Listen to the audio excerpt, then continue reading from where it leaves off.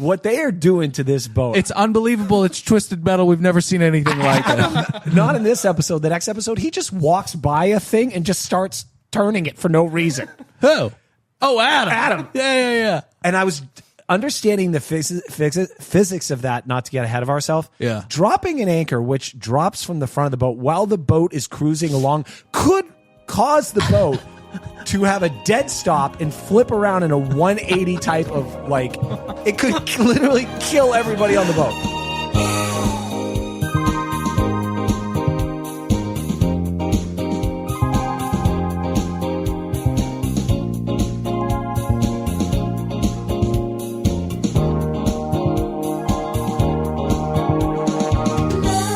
Welcome aboard another brand spanking new episode of another Below Deck podcast. My name is Dylan. I'm saddled up next to one new baby daddy, father of Quentin, father of himself, Patrick Hickey. Great to be here. Permission to come aboard. Kaylin, you got kids, huh? I do. Hi. Hey, Dylan, while you're mentioning that, I'd just like to address some critiques of the podcast last week. Pat. I hate to start a show off negative, but for those of you that had something to say about the poor sound quality, I would like to remind you that I was calling in from a hospital less than 48 hours after my son was born because I wanted to be a professional and deliver episodes to you. So I'm sorry for the poor audio quality. They're like, love the show, but your sound sucks. 3 stars. Fuck you.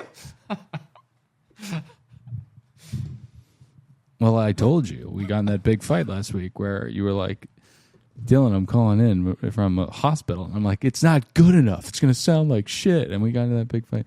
But, it was amazing that you were able to free yourself last week because you're a crazy person. No, I hate hospitals. Fucking crazy person. My son was born. He was laying 4 feet from me. I was bored out of my mind. I used it as a coping mechanism because I despise hospitals. Right. And I was a professional. So, BravoCon? You want to talk about BravoCon? Yeah. So, Dylan and I think Kaylin, we will be heading out to BravoCon. We're not fucking paying for Kaylin to come out to Las Vegas. Kaylin, will you do it if we don't pay you, but we'll give you a hotel room? Yeah. Okay, there you go. There you go. I don't want to pay for his fucking hotel room. He's going to sleep in the same hotel room as us. All right. Hey, stop being so damn negative. We're going to make this thing happen. And are you saying we're turning ourselves into Pitbull right now? We're going to start negative to positive. Yeah. I fucking love Neo so much. Go ahead. Oh, sure. Okay, so yeah, Dylan and Kaylin and I think we're coming out to do BravoCon. We'll probably do an event on Saturday night where we'll do maybe a collaboration with Pink Shade, maybe the Reality Gaze, not sure yet.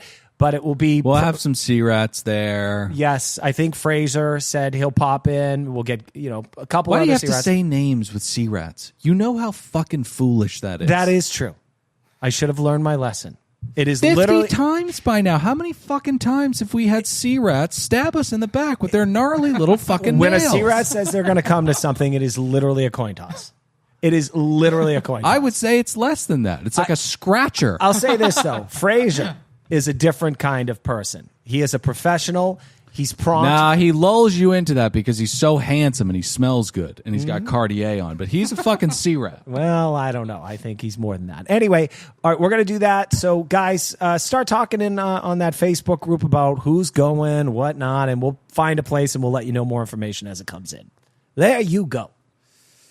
Oh, hey, Dylan. If you'd like to donate a little or a little more, go to patreon.com/another podcast network. Subscribe to us on Bad TV, all the places. Yeah, so there'll be 2 episodes for Below Deck this week and another Below Deck podcast feed. And then if you'd like to hear more Below Deck, we're doing season 1. I'm not sure if I have Kat showing up this week, but we're going to be recapping episode 5 of season 1 of Below Deck. Or 4. No, is it 4 or 5? Yeah, I think it's 4. I lose track because that first episode's a little wonky. It was only 22 minutes. minutes. Then they banned the 3rd episode because Oh, that's why I'm confused by it. Anyway, go to patreon.com/another podcast network and you'll hear the next episode of season 1 of Below Deck that Dylan and I recap. Yeah. And it might be with Adrian or Kat from season 1.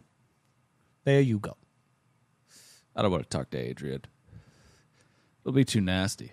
Oh, Dylan, another piece of business. Forgive me. We haven't even gotten to the show. I want to thank everybody who reached out and said, thank you for the birth of my child. Yada, yada, yada. But I just want you to know, Yeah. I read every single message, and I'm still getting back to some of you. Thank you for reaching out. It's very sweet how what an algorithmic boon it is to have a baby. I Oh, wish yes. you could just fucking have them all the time. They love the babies. Yeah. By the way, C-Rats, I'm taking notes who reached out and who didn't.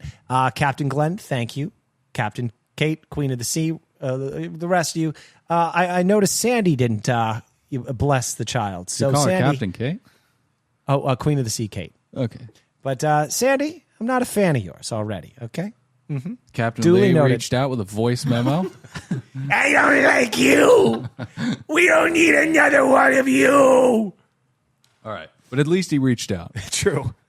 It's thought that counts. Send diapers to the P.O. box. Let's get into the show. Yes. I have lots of thoughts. I do too. You do? All of them bad. Really? Yep, go ahead. Okay. There was some different stuff in this episode.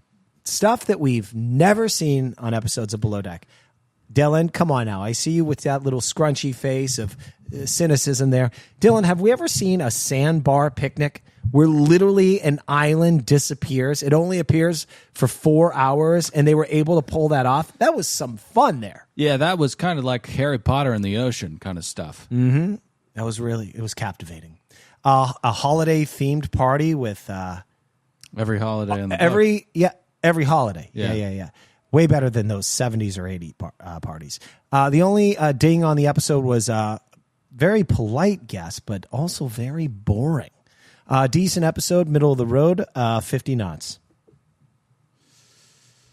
All right. I want to talk about Butterboy, Also, a.k.a. Captain Lego Head. a.k.a. Butterball.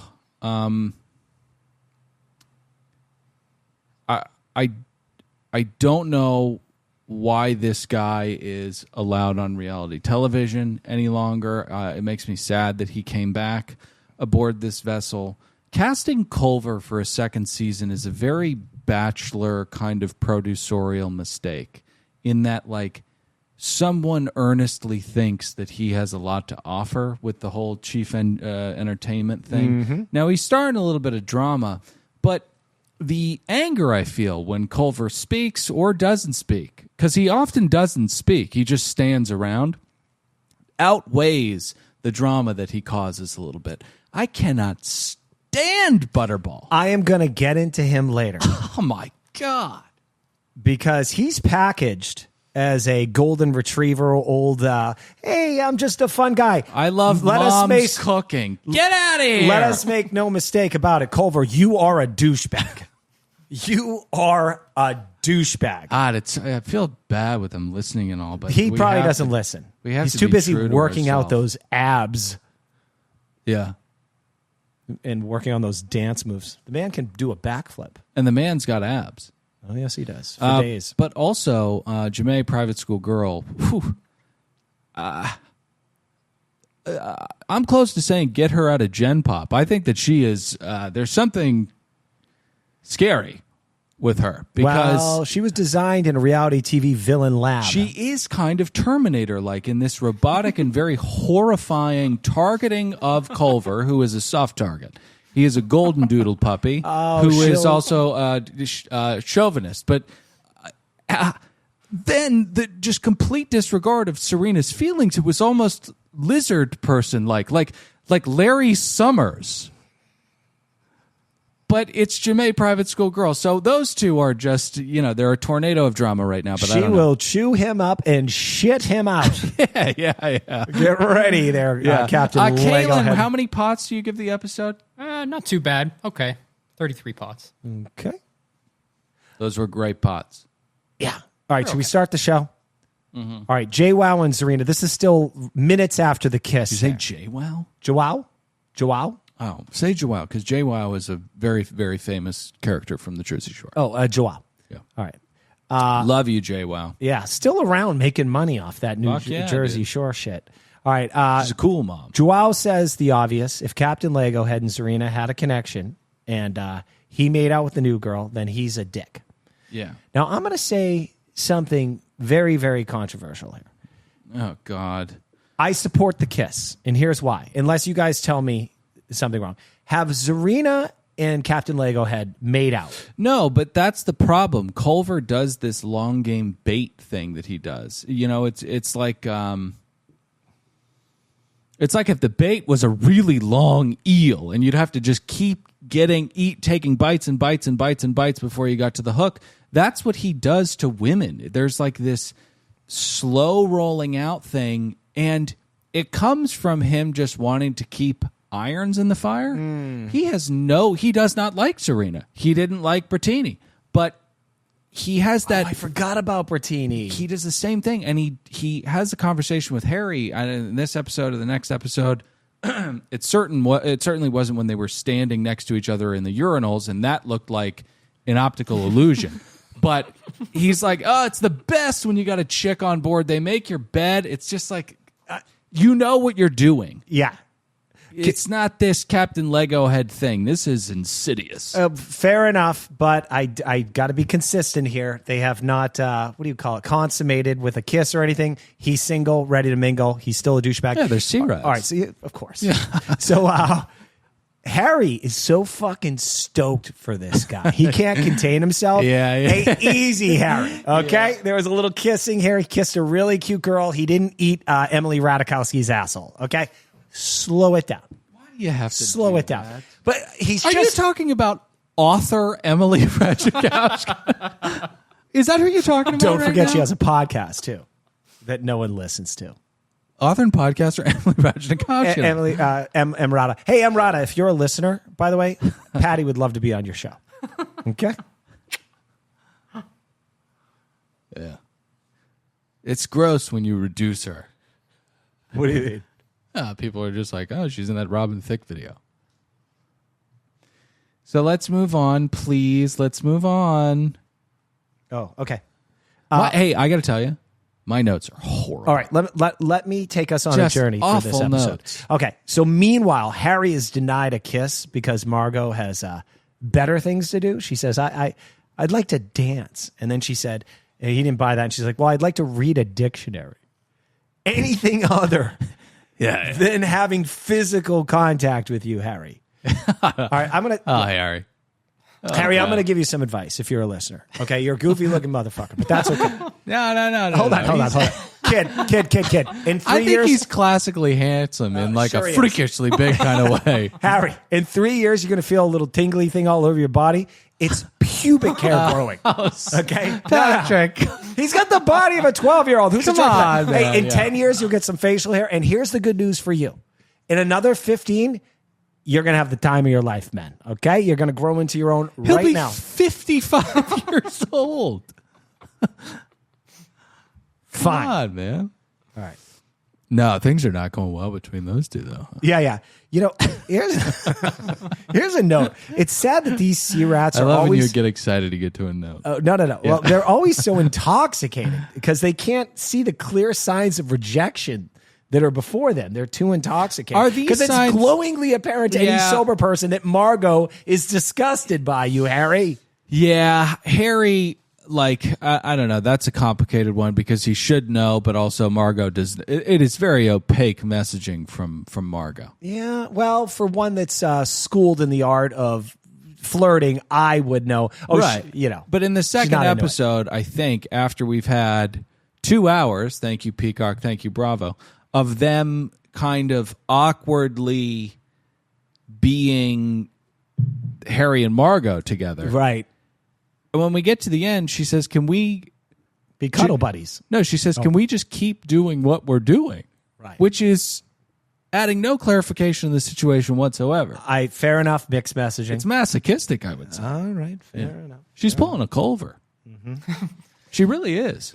All right, so can we get to... There's the van rides back, and Culver and... They're like, Culver and... What do you call her? Jamae? That's how we pronounce that? Jamae Private School Girl. They are sucking face. Oh, my God. Very intense kissing. Yeah. So they get back. Is this when Zarina pushes Culver lightly and says slut or something like that? I think That's later? That's the next episode. Oh, okay. All right, so Butterball and Private School Girl I love how they're like, I don't want to cause any drama. So we get a little meanwhile. Adam tells Margot that she's got to count to 3 and go in there and tell him. Mm-hmm. Because Adam's from Brooklyn. Adam knows. I get it. You think this guy's a total fucking pussy. Go fucking tell him. Get straight, yo. Yeah, well, bacon, egg, and cheese, and eggs. Why just go fucking tell him he's a fucking pussy? Go out and play some stickball, you know? Yeah. Come on. Yeah. His brother got jumped. Yeah. He gets home, and it's just this scene out of The Sopranos where he's like, why did you kids make me do this? And they're like, do what? And then he just beats the fuck. What year are we living in, by the way? So he tells Margot, get in there and go give it to him straight, kid. And so she does. All right, Rock. One more round. But so she goes in there, and it doesn't work out well. She ends up turning into a cuddle bunny for a little while. Right. And then she returns to Adam, and I think he says, you're a complete disappointment. Yeah. All right, next day. Next morning. Sheffy wakes up absolutely furious. And Culver's sneaking around like a goddamn spy trying to dodge the Nazis. He's like looking around each door like, what are you in the movie 1917? What the fuck? No one's coming out with a rifle for you, dude. You're just trying to hide the fact that you banged Jamae in the shower. You know what I mean? Oh, yeah, they do bang in the shower. But wait, so spies? Yeah, spies. Trying to get away from Nazis? Yeah. Okay. That was more like Valkyrie. I don't think that was 1917. That was just two friends running for a long time. And then but one of them fucking dies. Yeah, that guy, they're trying to save that guy out of the plane. He stabbed him. Yeah. Oh, that was jarring. Oh, so jarring. It's crazy how slow and violent death can be. And that right there really illuminated just how painful it is. Mm-hmm. Anyway, he's sneaking around like a spy. And then Jamae lets us know she broke girl code, but screw it, and I appreciate it. She said, screw it, I'm a fucking C-rat. She says I'm a C-rat. Now, Harry, the Riz continues. You know Riz. Oh, yeah, Riz. Mm-hmm. Yeah. The Riz continues. He walks out and he sees Margot, and she's brushing her teeth, right? And this fucking playboy goes, are you brushing your teeth? And she is visibly annoyed. She's like, yeah. All right, contact lenses again a day before Scott gets here. I don't think this is appropriate. Yeah, okay. All you assholes out there that are throwing hate at Dylan and I. All right, I don't want to see scenes like this. This is a lot of intimacy here, okay? All right? And he definitely has in his phone, if you go through Captain Hot Pants' phone, his under his phone, her name is the girl I'm definitely not having sex with, Johnson. It's his girlfriend. She's like going through his phone. Who's this Johnson person? He's like, well, I'm not sure, but I'm not having sex with her. And she's like, well, I can see it. I can see that. It says you're not, but who is it?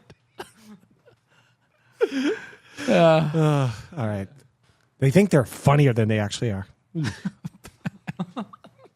Yeah. I shouldn't read reviews. Adam goes up to Aisha. He's like, count to 3, get in there, tell him how you feel. She's like, what are you talking about? All right, so Harry recounts Margot told him she didn't want anything serious. I forget who he tells this to. Oh, it was probably Adam, right? Yeah. And then, God, the Riz continues. Harry sees Margot through a window. He's like, hey! And he breathes and draws a heart in the condensation. She's like, ugh. Ugh. All right. Oh, man. So, Dylan, to break it up, maybe you and I need a minute or two to gather ourselves. I think so. I think this is coming at the perfect time. It's one of the most important, segments of the entire goddamn show. It's time for the Preference Sheet Meeting. Alrighty, charter number 5. Should we get him to do a little ditty? Like some music? Yeah. We should add that in post, dude. No, I know. I just feel like I feel bad making him throw the music in. You know what I mean? Do you want to add some music to I'd it? rather just do a ditty myself. Oh, Yeah. There Okay. you go. So can you do a ditty? Do. Didn't like that. Didn't like that. He's workshopping it. You put him on the spot. Go ahead, Kay. Let's not do that on mic, though. Let's workshop it off mic, because that was... Sorry. I'll figure it out. Okay. I believe you can. Okay. Charter number 5, a one-day charter with 6 guests. Primaries are Becky Madsen and her fiance Michelle Harrington. They reside in Waukesha, Wisconsin. Becky, I believe it's Waukesha, Wisconsin. Yeah. Becky is a stay-at-home mother, and Michelle owns a chain of grocery stores.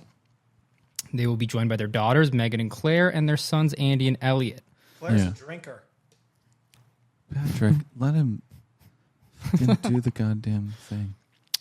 This is the first family charter for this season's cruise, so they most likely won't be getting shit-faced unless they're anything like Joao's family. Yeah. Their one-day charter itinerary request is that they want a barbecue-style lunch on the beach.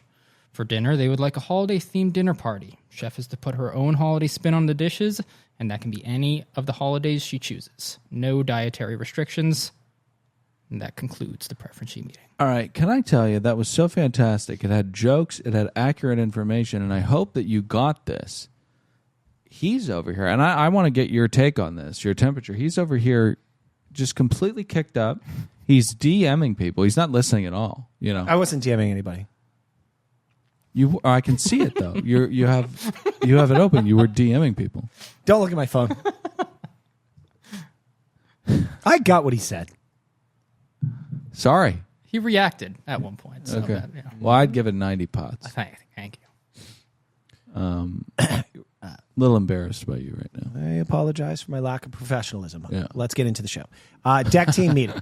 Joao addresses the shut the fuck up talk. Yeah. I like this. This is very transparent to me as a manager. It could be uncomfortable, but he basically says, hey, I'm sorry I came in here with all the guns a-blazing, you know?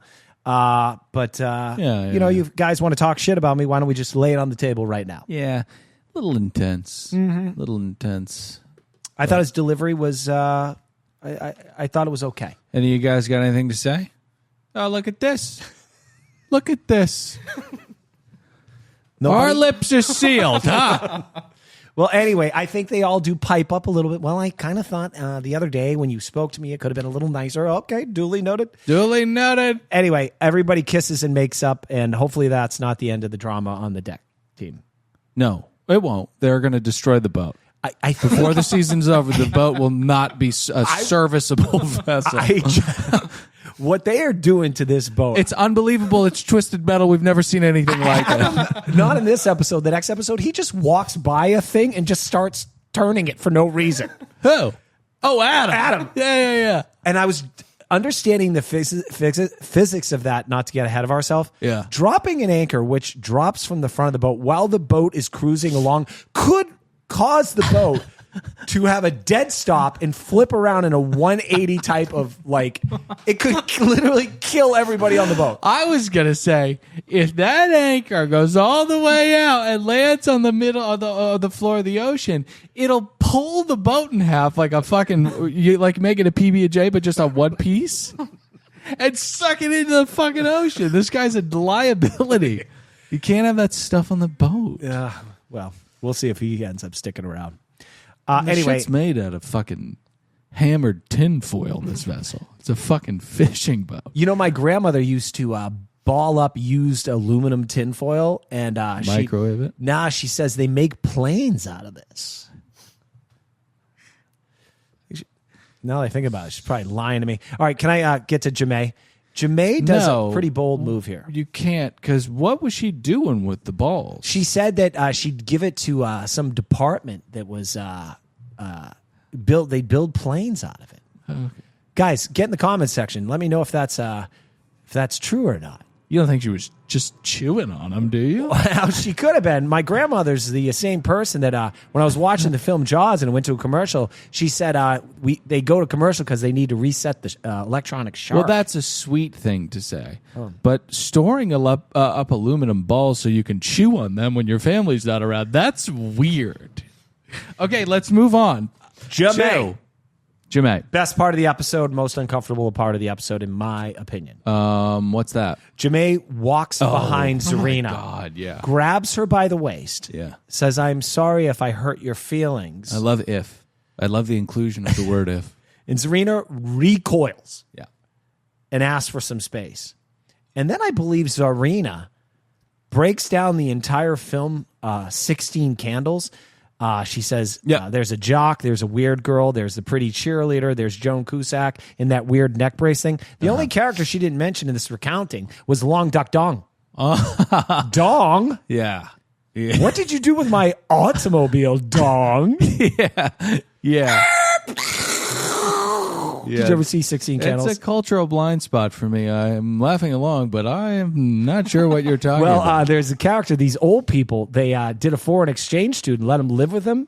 Yeah. Because they wanted their landscaping done for free. And can we not? It's I don't in the want to talk film. about the movie anymore. Okay. Jemay is a very, very frustrating type of person. That being someone with nauseating amounts of confidence, but quiet confidence because they're so confident in their quiet confidence. She's walking around. She knows she's stunning. She knows she looks like a Navi.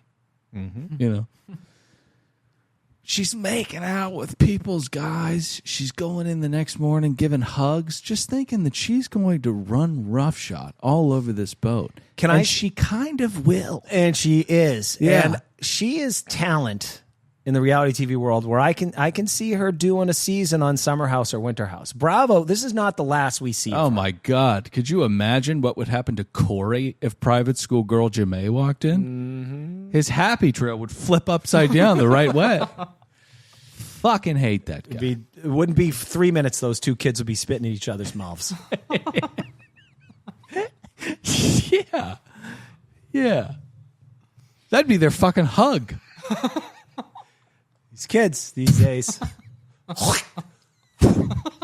Hi, my name's Corey. I know your name. Hi, my name's Jemay. Sierra's like, oh, look at them getting along. All right, so we move on. Provisions, bunch of boring shit, and then the guests arrive. Yes, exactly. So the family arrives. Do we have permission to come aboard, Captain? You're going to get eaten up. You got to have more backbone than that. Come on, you're paying for the vacation. These people are going to be a breeze. They are very, very sweet. I mean, Aisha's telling her that she can do housekeeping. Mm-hmm.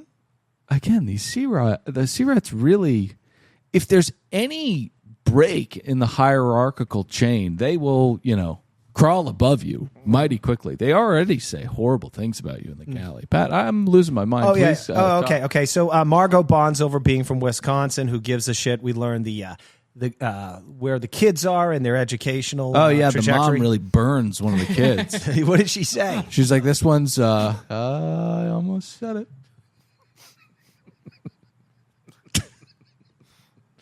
But the other three are geniuses. Right. But not this one. This one sucks. Every batch has a spoiled one, Yeah. Well, then Adam learned from his mom. I don't know why this happened. Oh, I guess the guests were being nice or something. I don't know. Well, Adam said he's going to be nice to everybody because he learned from his mom to show the janitor the same respect as you show the CEO. Yep. Yeah.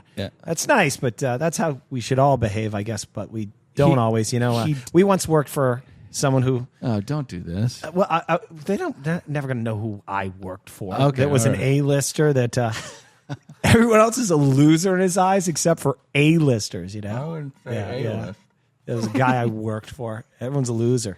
Yeah. Anyway, but there's a technical kind of hiccup in this aphorism from his mom. It doesn't necessarily treat them well. So Adam walks around yelling for, he's just very Brooklyn to people. So he probably I don't know. Do you get what I'm saying? oh yes. Like he might face push a janitor and a CEO. Oh, okay. He's consistent is what you're saying. Yeah. I appreciate that. Head down at a bodega, get me a Gatorade. And then he pushes them in the face. Mm-hmm. And the one guy's like, I run Exxon Mobil. My mother always taught me. You're fucking fired, dude. Yeah. All right, Captain Lego goes into the galley because he thinks he's going to get his daily free food sampling there. But you're cut off. You're cut off, buddy. The thing that drove me the craziest over this 2 episode was Culver talking about how he needs to eat. Mm-hmm. I don't want to present anger. I don't want to get nasty. I don't think the audience likes that. It has a very stinging energy signature. Mm-hmm. But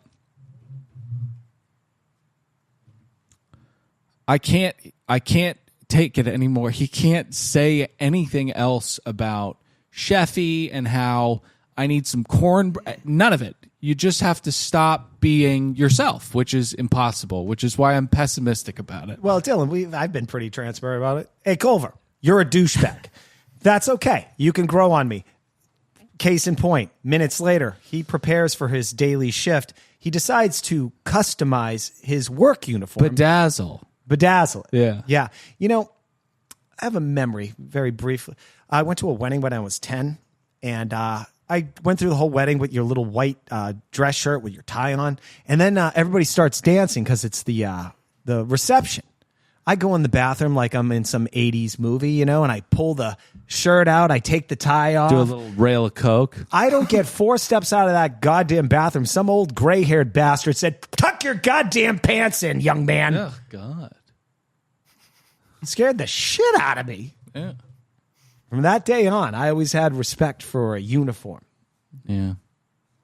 Anyway, I don't know if that applies to this whole Culver thing, but anyway, Joao says, go get your fucking shirt on. I'm pretty high right now, so I'm not sure that it did. I don't remember the last thing you said. That's okay. But that guy sounds like a real putz. I was like, I hope you die. I didn't say that I was 10, but I did. I was like, God, I hope this old guy dies soon. Yeah. Sounds like Mrs. Wasserman with my white polo. I mean, she'd always bust me. Cool. Got to tuck that in, Ren. I said, "Shut up, bitch." And then one time she heard me, and I was in the principal's office, and I was crying immediately. So you had a hard ass on you, too. Oh, yeah. She said, "Why are you crying?" I said, "What do you think?" You should have said, "Because I learned you're going to be dying." No. All right, we have to. We're losing it. We're losing it. Okay, right. Let's get to the cool lunch on the sandbar. Oh, yeah. Okay, this is a unique experience, okay? This is not a place where feral rabid dogs live or hypodermic needles on a goddamn beach, which we saw last season. This is a place that is really rad.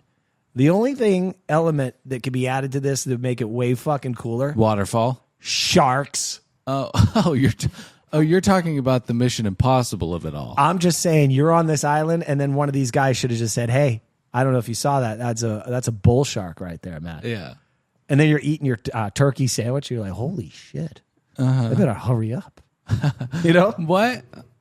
The sandbar lunch, the picnic. No, but what are you talking about in terms of that improving? What are you saying? That you want to be on vacation and have a bull shark feet away from you? Like, oh, hey, fuck! Or are you talking about the show and them evacuating it? When you're paying for this experience, you don't think you're in the hands of a bunch of broken people that are sea rats that might get you killed. You're thinking you're working with professionals. Right. You see that bull shark over there as you're finishing your fucking tuna wrap. Yeah. And you're like, oh, they're pointing that out. There's no way it's going to eat me. And the tender's not going to show up in time. How cool is that? Oh, okay. Got it. So you're into exotic and dangerous vacationing. Mm-hmm. That's my point. Right. Mm-hmm. Like going to Thailand and ordering cheeseburgers from everyone. Well, enough. Or smoking a joint in a shark tank or something, or like a shark cage or something. Yeah. I don't know. Different things. Make sure.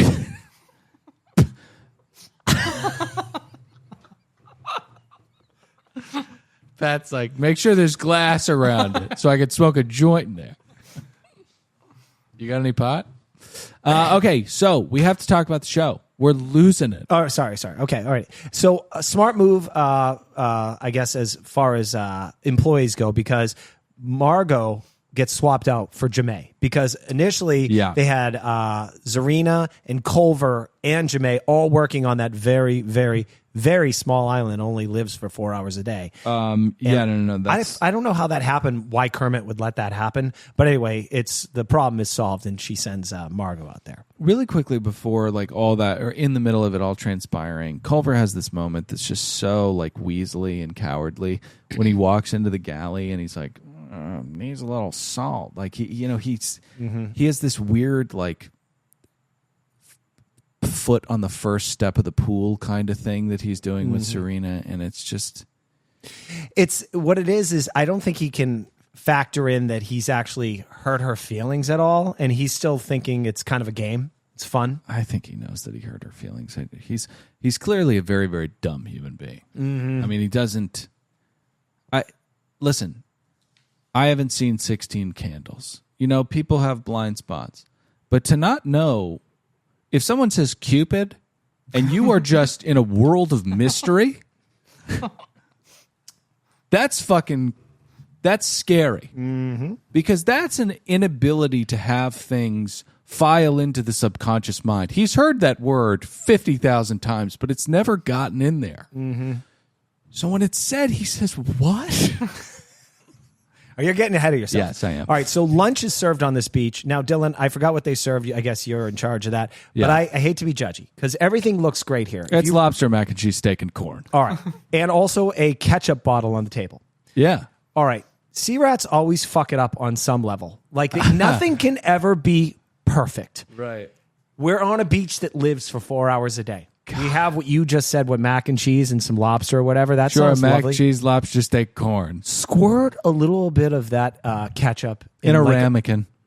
I didn't even know there's a word for it, but you do. Apparently, sea rats don't. Yeah. Set a couple of those on the goddamn table, and then we got some class there. It's so funny. Like, I'm thinking about like a white table service, and you get this beautiful food. And then they come by and they just put the diner ketchup and mustard on the table, and you're just like, what the are we on a sketch right now?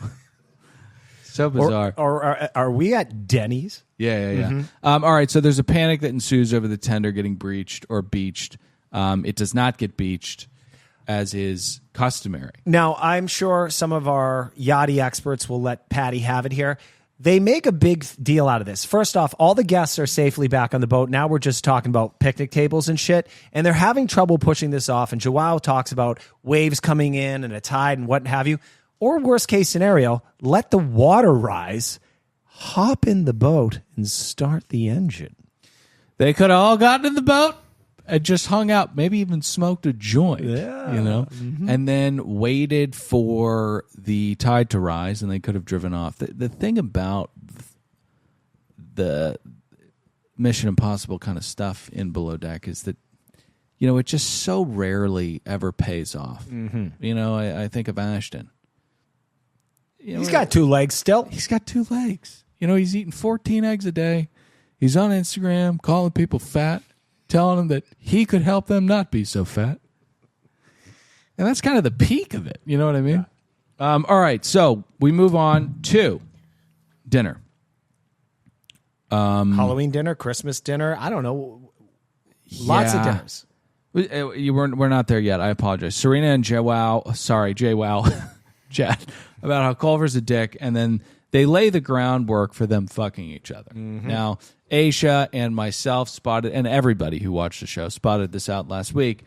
The cement is wet for the coitus between these two. Now, you thought it was disgusting that Aisha brought up that she was going to bed with a monster, but it does seem that Joao has turned a corner of sorts. Even Aisha's like, he's doing better. He's fine. So maybe it's not as big of a crime. Maybe you should be outraged. Yeah. Well, I mean, look, we've all been a dick, and, maybe he's grown. It's been a few years. Yeah. And I do think him and Zarina are definitely going to bang. Yeah, I think, and I kind of ship them in a weird way. But, we were talking about serial killers blaming their bad mothers on their string of murders. To Joao, I think he has a justifiable card to pull out. I was robbed 6 times in 6 nights. Shot at people. I shot myself and shot at people. I mean, the guy's been through some stuff. Mm-hmm. Still kind of a dick, though, huh? Yeah. I think that's when minutes later, when he bonds over Adam's brother getting jumped, you know? Yeah. All right. So first we have to get to the dinner. We've got spider net soup.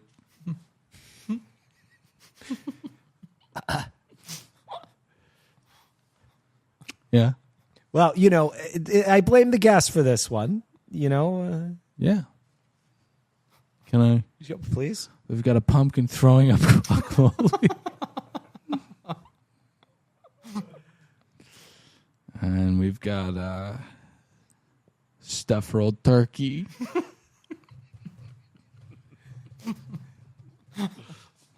Fried cauliflower, cabbage puree.